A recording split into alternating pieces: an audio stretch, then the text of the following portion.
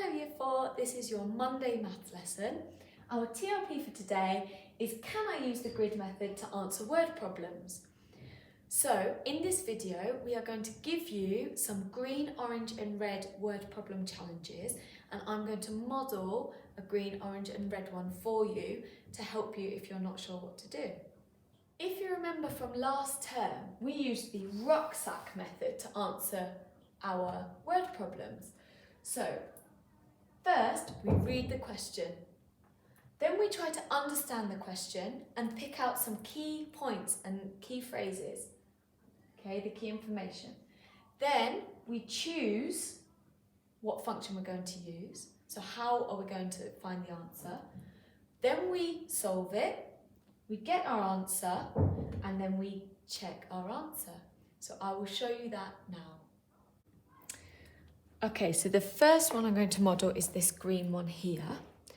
So the first thing that our RUCSAC instructions say to do is read. So we'll read the question. There are 5 knights who have 4 lances each. How many lances are there all together? The next step is to understand. So we need to pick out some key information from our question. So there are 5 knights, that's got to be important, who have 4 lances each. How many lances are there all together? So that's what I think the key phrases are. What do you think? So next is choose. So we need to choose how we're going to solve this problem. So I'm going to choose times because we have 5 knights with 4 lances each, and we want to know how many lances there are all together. So we have got 5 lots of 4 lances. So next step is solve. So how can we do 5 times 4? You might be able to do 5 times 4 in your head, and that's fantastic. If not, we can use the grid method like we did yesterday on last week in our video. So I draw a 5 here and the 4 there, and I put my times symbol. So 5 lots of 4. So how many have I got all together? 1, 2, 3, 4, 5, 6, 7, 8, 9, 10, 11, 12, 13, 14, 15, 16, 17, 18, 19, 20. So my next step is to answer. So I think that the answer is 20. The last step is to check it. How could we check that that's the correct answer?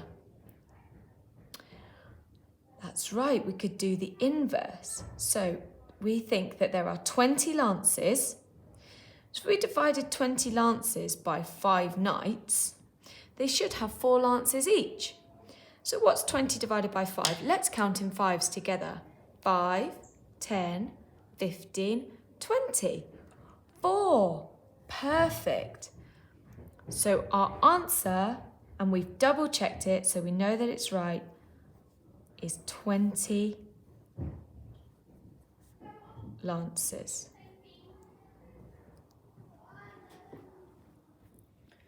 Okay, so now we're going to have a go at one of the orange challenges. So if you want to do this along with me, that's brilliant. So what have we got to do first? We have to read the question. So there are 15 biscuits in a packet. Jane buys 7 packets for her party. How many biscuits does she have? Next step is to understand. So we need to pick out some key phrases, some key information in our question. So I think it's important that it says there are 15 biscuits in each packet. And Jane buys 7 packets. How many biscuits does she have? Okay, so we need to work out how many biscuits does she have all together. Next is choose. So how can we work out how many biscuits she has all together? Well, she has 7 packets and 15 biscuits in each packet. So I'm going to choose times. Do you agree? I thought so. I hope so. So we're going to do 7 times 15 to work out how many biscuits she has. Now we need to solve it. So I don't know how to do 15 times 7. Do you? I'm going to use the grid method that we've been learning last week. Okay, so here I have my grid. We need to put the times in the corner. We put our 1-digit number on the side, and we need to partition our 2-digit number. So we're going to partition it into our 10s. So we've got 10 and our 1s. So we have 5. So what is 7 times 10? It's 70. Well done. And 7 times 5. Well, we know we can count in 5s, so let's count together. 5, 10, 15, 20, 25, 30, 35. Brilliant. So 7 times 5 is 35. Well done, Year 4. Okay, so now we need to add 70 and 35. You might be able to do that in your head.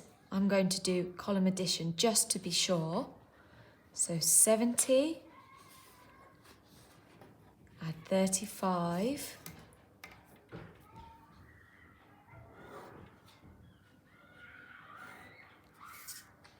So starting with the ones column, fantastic. 5 and 7 add 3 is 10. So in total, we think there are 105 biscuits.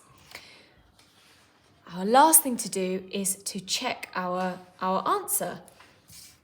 So there are some different ways you could check. You could use the inverse, but it might be a little bit tricky with bigger numbers. So here are some ideas. You could check your calculations. So just go over them and see that you haven't made any mistakes. Do the calculation again and see if you get the same answer. Could have a go at checking the inverse. You could ask an adult or somebody else to check your answer. Or you could use a calculator to do the calculation or the inverse just to see.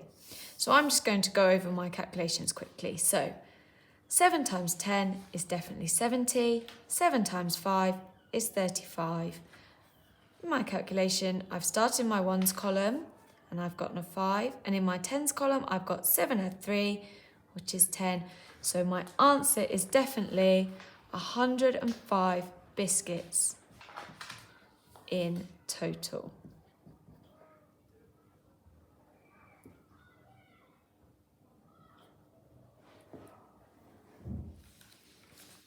I'm going to model this red challenge now. So our first step is to read the question. There is room in a multi-storey car park for 145 cars on each of 7 floors. How many cars are there if the car park is full? Next step is to understand. So I'm going to highlight the key information in the question. So there's room in a multi-storey car park for 145 cars. That's key information. On each of the 7 floors. So we know that can be 145 cars on every floor and that there are 7 floors. And what is the question asking us? How many cars are there if the car park is full? So if each floor is full, how many cars are there altogether? Next, now we've understood the question, we need to choose how we're going to find the answer. So we've got 7 floors, and we need to know how many cars are there if there's 145 cars on each floor. So we're going to do, I think, times. What do you think? Fantastic. So 7 times 145 would give us how many cars there are in total if the car park is full. Next, our rucksack is to solve. So we can use the grid method that we've been learning in our videos. So here's the grid. You can do this along with me if it's helpful for you. So we put our times in the corner there. We take our 1-digit number and put it on the side. And then if you remember, what have we got to do to this 3-digit number? That's it, we've got to partition it. So we've got 140 and 5 in our ones. So 7 times 100, well, we know that is 700, well done. 7 times 40, oh, that's a bit tricky. I'm not sure about 7 times 40, but I think we do know 7 times 4. What's 7 times 4? Brilliant, 78. And then we need to add in our 0 because it's 7 times 40. Then we've got 7 times 5. 7 times 5 is 35. Fab. Now we need to add these 3 numbers together to get our total. So I'm going to use column addition. So we've got 700, 280 and 35. And which column do we start with?